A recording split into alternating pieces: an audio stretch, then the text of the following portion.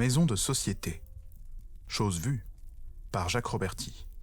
Édition Artem Fayard et compagnie, Paris, 1927. Chapitre 11. Le Vénérable. Les maîtres de maison affirment volontiers que la solidarité est la grande vertu de leur caste. À les entendre, on les prendrait pour les derniers disciples de Monsieur Léon Bourgeois. On a des frangins, le malheur de l'un retombe sur tous. Soyons unis, petits et grands, nos intérêts sont les mêmes. Ces belles formules d'entraide sociale farcissent leur discours, mais tous leurs actes les démentent. Dans les villes de province, une âpre concurrence de boutiquiers divise les maîtres de maison. À Paris, les plus puissants forment une sorte d'aristocratie que jalousent les humbles tauliers. Au sein de cette aristocratie elle-même, des conflits surgissent sans cesse, mettant aux prises les deux Château d'Eau, les deux Hanovre, le Chabanais et la rue de l'Arcade. Les affaires sont les affaires, aussi le malheur de l'un est exploité par tous les autres. Toutefois, quand les grands principes sont en jeu, quand la maison close est attaquée, on assiste à un regroupement des forces éparses. Et alors, tous, sans distinction de fortune, se tournent vers celui qu'ils considèrent comme leur chef, comme le vénérable de la corporation, vers celui dont les hommes du voyage les plus audacieux reconnaissent la compétence et l'autorité, vers Monsieur Auguste. Il s'appelle Auguste M, et on l'a surnommé le Rabouin, c'est-à-dire le Romanichel, parce qu'il naquit dans une roulotte. Enfant de la route, il apprit à tresser des paniers d'osier et à pêcher les poules dans les basses-cours à l'aide d'un hameçon caché dans une croûte de pain. Quand un maire ou un brigadier de gendarmerie ordonnait à ses parents de quitter le territoire d'une commune, il faisait un pied donné à ses tyrans et les appelait « Cadjo ». Pour lui, tous ceux qui n'appartenaient pas à sa race étaient de vulgaires nonzedugos. Mais humilié de se voir chasser de village en village, il jura de devenir riche et puissant.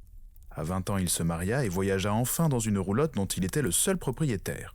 Il vendait, dans les foires et les marchés de campagne, des boutons de manchette en simili-or à 20 sous la paire.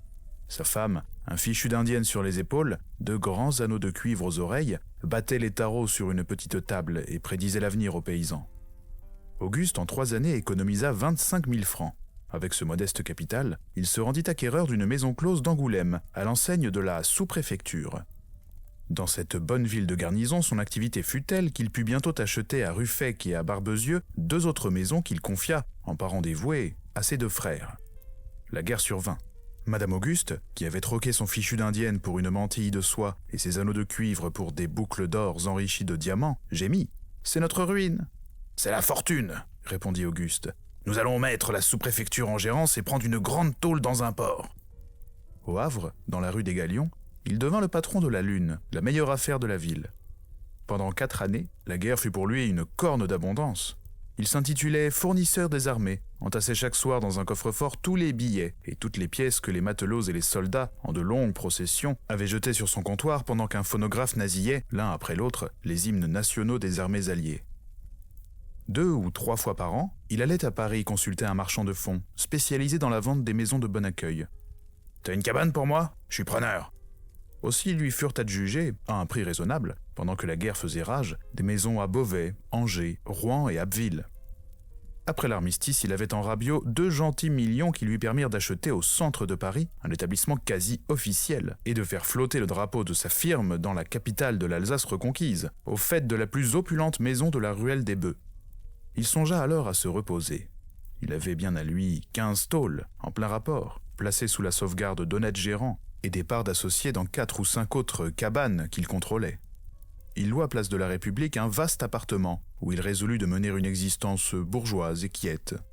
Dans son salon Louis-Philippe, il exposa sur une petite étagère les tarots de sa femme et 3 paires de boutons de manchette en simili-or, car il ne rougissait pas de ses humbles débuts, et s'enorgueillissait de son surnom, avait décrété que l'argot des Rabouins serait, à la table de famille, la seule langue autorisée.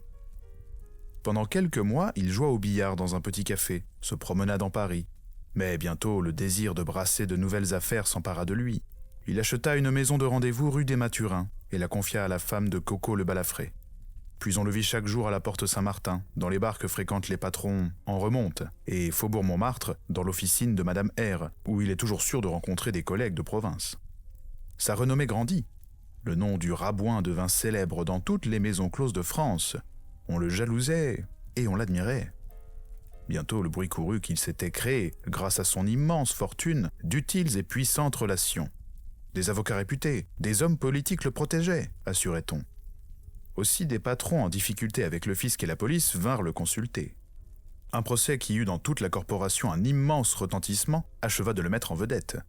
Il refusa de payer ses impôts, adressa un recours à la juridiction suprême, au Conseil d'État. « Les contributions indirectes, faisait-il valoir par l'organe de son avocat, veulent abusivement faire entrer dans mon chiffre d'affaires le revenu des passes et des couchers. Puisque les tribunaux déclarent qu'un tenancier de maison close n'est pas fondé à réclamer en justice le prix des débauches, comment ose-t-on prélever l'impôt sur cet argent de source impure ?» Les conseillers d'État répondirent que l'administration des contributions indirectes n'avait commis aucun excès de pouvoir ni violé la loi en évaluant les recettes des maisons closes. Le rabouin perdit son procès, mais se couvrit de gloire. « Vous savez, disait-on entre collègues, notre rabouin a été devant le Conseil d'État. Il défend nos intérêts, il a le bras long. » Pierre A., dont la maison au numéro 32 de la rue Blondel florissait à l'enseigne des belles poules, était un des turiféraires les plus exaltés. Chaque jour, à la porte Saint-Martin, il proclamait la souveraineté d'Auguste. Mais son enthousiasme s'éteignit soudain quand il apprit que le rabouin venait d'acheter l'hôtel voisin des belles poules et se faisait fort de le transformer en une maison à volets clos. À la Croix de Malte, devant le comptoir de zinc, le vassal défia brutalement son suzerain. « Alors, Auguste, tu veux me manger? Tu viens t'installer à côté de ma maison? Tout pour toi, mais je lutterai. Ton gros numéro, tu ne l'as pas encore. »« Pourquoi te fâches-tu » répondait avec calme le rabouin. « On est en République, chacun est libre. Si je veux m'établir au 34, c'est pas toi qui m'en empêcheras. » Monsieur Pierre chercha des alliés pour contrecarrer les projets du rabouin. Il réussit à s'aboucher avec un conseiller municipal qui, enflammé de zèle pour une si noble cause, déclara qu'il interpellerait le préfet si jamais monsieur Auguste obtenait l'autorisation de fonder une maison close à côté des belles poules. De son côté, le rabouin nouait des intrigues. Ses protecteurs travaillaient en secret et déjà ils touchaient au but quand la préfecture de police annonça qu'elle n'accorderait plus de nouvelles tolérances. Pour la première fois, le rabouin subissait un échec. Une jaunisse le tint cloué à la chambre durant 3 semaines. Monsieur Pierre triomphait, mais l'alerte avait été si chaude qu'il s'empressa de vendre sa maison. Retiré des affaires, il continua de hanter les bars de la porte Saint-Martin, vilipendant son ancienne idole. Le rabouin entrait en convalescence quand il reçut la visite des 3 Charlots. « Alors, Auguste, t'abdiques » demanda Charlot l'Italien, qui revenait d'Amérique, les poches gonflées de dollars. Le rabouin éluda cette question. « Je vois que t'as besoin de moi, » dit-il. « Voilà l'affaire. Comme tu sais, j'ai vendu mes maisons de Montevideo et j'ai acheté les belles poules, en association avec Charlot de Reims. Charlot le Zouave, de Tours, achète le 25 de la rue Sainte-Apolline, et nous avons l'intention de faire communiquer nos 2 tôles par un couloir. Après, on te propose d'entrer dans notre consortium. T'apportes ton 34... » Une sombre fureur anima le rabouin. « Mon 34 ? Un hôtel dont je ne peux rien faire, Cadjo !» Charlot l'Italien sourit. « Te fâche pas, Auguste, on ne te met pas en caisse. Grâce à tes relations, la préfecture peut nous accorder l'autorisation d'agrandir le 32. Nous expulserons les locataires de ton hôtel. Le 32 et le 34 ne formeront plus qu'une seule maison. Le tour sera joué. Avec 20 nouvelles chambres et 2 autres salons, nous doublons le chiffre d'affaires. »« C'est pas ce que j'avais rêvé, » répondit lentement le rabouin. « J'aurais voulu le 34 à moi tout seul, mais puisque la préfecture ne veut plus de nouvelles tôles, j'entre dans votre consortium. »« Au capital de 5 millions !» proclama Charlot le Zouave. 2 mois plus tard, Charlot de Tours et Charlot l'Italien obtenaient l'autorisation d'agrandir leur 32. Les hauts protecteurs d'Auguste avaient vaincu les résistances de la préfecture de police. Après cette victoire, l'étoile du rabouin, un instant pâlie, brilla d'un éclat plus vif. Il eut presque aussitôt l'occasion de donner une nouvelle preuve de sa puissance. Un matin, Tonio le Corse vint sonner à sa porte, escorté d'un homme au visage pâle et mélancolique. « Tiens, dit le rabouin, c'est Henri les yeux bleus. Ta tôle est toujours fermée, mon gars ?»« Le préfet ne veut rien savoir, » gémit le révoqué. « J'ai tenté plusieurs démarches sans résultat. »« Auguste, un bon mouvement, » intervint Tonio. « Tu peux le sauver. » Le rabouin réfléchissait. « En principe, dit-il, je m'occupe pas des affaires des autres. Je donne des conseils, mais je n'interviens pas directement. » Tonio se fit pathétique. « Réfléchis, Auguste. Ils sont 3 associés dans les affaires du château d'eau. Grécos, Louis le Mexicain et Henri. Si tu n'agis pas, c'est la ruine pour ces 3 hommes. On a fermé leur tôle pour une vétille. Turpitude, disait le rapport de police. » Je connais l'histoire. Et si je prenais fait et cause pour Henri, je le ferais dans mon propre intérêt. Les turpitudes, comme disent ces messieurs, c'est ce qui fait le bon rendement des grandes maisons de Paris. Alors tous, moi comme les autres, on peut être victime. Henri les yeux bleus renaissait à l'espoir. « Auguste, je te garderai une éternelle reconnaissance. » Le rabbin leva les épaules. « Pas de phrase. Explique-moi ce que tu as fait jusqu'ici. » Henri raconta que sa femme avait envoyé une lettre au préfet de police en lui promettant 20 000 francs pour ses œuvres s'il lui accordait sa grâce. Boniment, le préfet a jeté la lettre au panier. Ensuite, Henri avait choisi comme agent d'affaires l'ancien secrétaire d'un de nos plus illustres hommes d'État.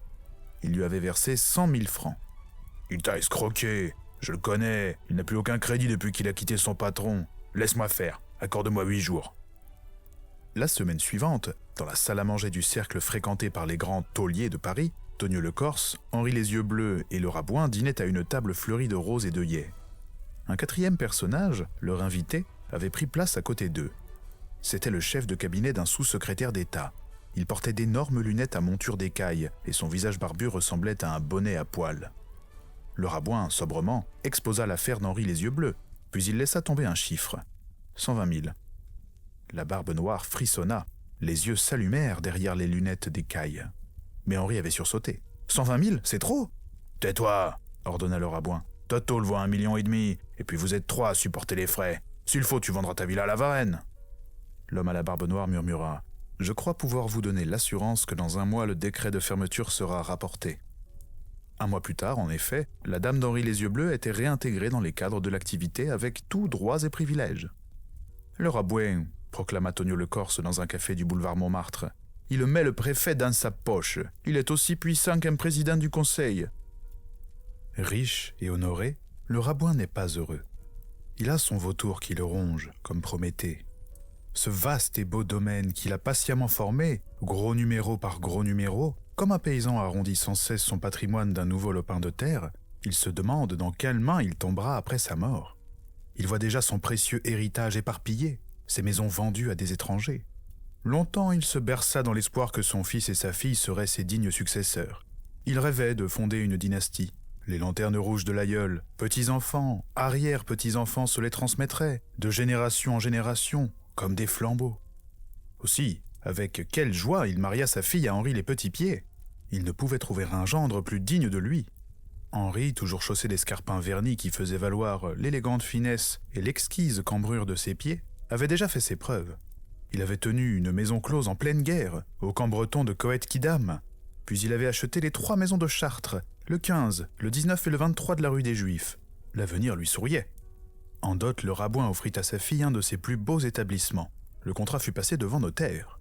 « Marquez, » dit le Rabouin au tabellion, « marquez sur un papier timbré que ma demoiselle apporte la lune à son futur. » Le notaire le crut fou. « C'est une maison du Havre, » expliqua le Rabouin, très digne. « Une maison de commerce ?»« Non, monsieur, c'est un bordel. C'est plus sûr et ça rapporte davantage que les fonds d'État. » Le mariage fut célébré en grande pompe. À l'église, les orgues déchaînèrent des rafales de musique sacrée. Des chanteurs de théâtre subventionnés entonnèrent la marche nuptiale de Lohengrin. Dans un des plus grands restaurants de Paris, un banquet réunit 200 convives. Tous les riches patrons de Paris étaient là, en habit noir, cravatés de blanc, accompagnés de leurs épouses, parés de tous leurs bijoux, scintillantes comme des chasses de cathédrale. Une table avait été dressée spécialement pour les gérants du Rabouin qui, au dessert, leur adressa un discours napoléonien. « Je suis content de vous !» Sur la table d'honneur, devant la jeune mariée rougissante en ses voiles blancs, Henri les Petits Pieds avait eu la délicatesse de placer la corbeille de noces, et chacun admirait parmi les candides mousselines et les dentelles 20 joyaux de princesse. Mais le Rabouin disait « Moi, ce que je trouve le plus beau, c'est ceci. » Et il désignait un petit napperon et 6 mouchoirs brodés. « Ça ne vous dit rien? Vous trouvez que c'est mesquin? Eh bien moi je prétends que c'est le cadeau le plus magnifique. » Et en bégayant d'émotion, il racontait aux convives que ces mouchoirs et ce napperon étaient l'hommage des demoiselles de la Lune à leur nouvelle patronne. Elles les ont brodés elles-mêmes durant leurs heures de loisirs. J'aurais dû les inviter, ces braves filles, mais on ne peut pas laisser une tôle à l'abandon, hein. Vous comprenez, hein, puisque vous êtes tous de la partie. À flot, le champagne coula. « Ça me coûte 50 sacs, » répétait le Rabouin. « Je suis un homme modeste, je vis simplement, mais dans un jour comme celui-là, je ne regarde pas à la dépense. » Son bonheur était si profond que parfois l'argot des romanichels fleurissait dans son discours. Quand Henri les Petits Pieds est venu chiner la mousingue à l'antiflage, j'ai tout de suite dit oui. Hélas, cette félicité fut brève. La fille du Rabouin mourut en donnant le jour à un enfant, et Henri les Petits Pieds se remaria presque aussitôt, après avoir restitué la lune à son beau-père. Alors M. Auguste fit comparaître son fils devant lui. « J'ai 56 ans. À mon âge, 18 tôles à surveiller, c'est dur. Il va falloir que tu te mettes à la besogne. Pour me rendre compte de tes capacités, je commencerai par te donner une petite maison en gérance. Après, nous verrons. » Sous la direction du jeune homme, la maison périclita. Le rabouin rappela son fils. « Il n'est pas encore à la hauteur. Je vais te confier une tâche plus simple. Demain, tu partiras en tournée d'inspection. Tu visiteras mes tôles de l'ouest et du nord. » L'expédition fut désastreuse. Le fils du rabouin révoqua 2 gérants honnêtes, accorda un satisfait quitte à un larron qui, depuis plusieurs mois, ne payait pas ses redevances. « Tu es jugé, » déclara Auguste. « À 25 ans, tu n'es pas capable de surveiller des employés. Moi, à ton âge, j'étais patron, je tenais la sous-préfecture. » Une amère tristesse emplissait son cœur. Il gémissait, levant les mains au ciel. « Quand je ne serai plus de ce monde, tu ne sauras même pas encaisser tes recettes. Non, non, tu ne sauras jamais lever tes collets. » Quelques jours plus tard, dans un bar du faubourg Saint-Denis, il discutait âprement avec Coco le balafré, dont la femme venait de mourir. « Qu'est-ce que je vais devenir ?» disait Coco. « Hé, tu vas t'en aller. Je vais chercher un autre ménage pour tenir ma tôle de la rue des Mathurins. J'ai le droit à une indemnité. Si la maison a doublé de valeur, c'est grâce à mon travail et à celui de ma femme. Ça vaut bien 30 sacs. » « Pas un sou. » Coco le balafré serra les poings quand soudain, désireux de se réhabiliter, le fils du rabouin sortant de sa poche un marteau en asséna un formidable coup sur le crâne du quémandeur. Coco s'écroula. « Vite, un taxi, qu'on l'emporte chez lui !» ordonna le rabouin. Puis, se tournant vers son fils, « Pour la gérance, je ne devais rien à Coco le balafré, mais pour le coup de marteau, je lui dois 30 sacs, sinon il déposera plainte. » Et très doucement, avec une infinie tristesse, « Non, tu n'es pas doué, tu ne seras jamais taulier. » Mais après tant de douleur, une grande joie lui était réservée. Henri les Petits-Pieds lui demanda s'il voulait se charger de l'éducation de son petit-fils, un garçonnet de 5 ans. Le rabouin, avec enthousiasme, accepta. « Je veux en faire un grand taulier, » disait-il à ses amis. « Je travaillerai encore 20 ans s'il le faut. Que Sainte Sarah lui donne la vocation !» Et accompagné de l'enfant, il se rendit en pèlerinage dans cette église de la Camargue, où la patronne des rabouins est l'objet d'un culte fervent.